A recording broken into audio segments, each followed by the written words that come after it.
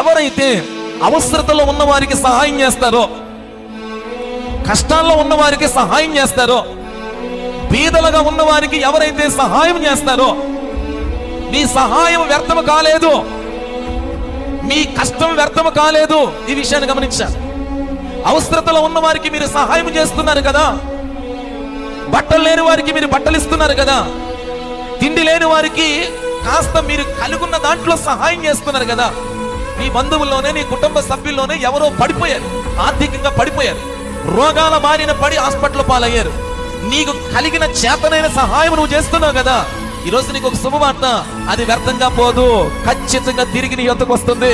అది కూడా రెట్టింపుతో వస్తుంది. నేను చూపిస్తా, రెట్టింపుతో నీ దగ్గరకు వస్తుంది.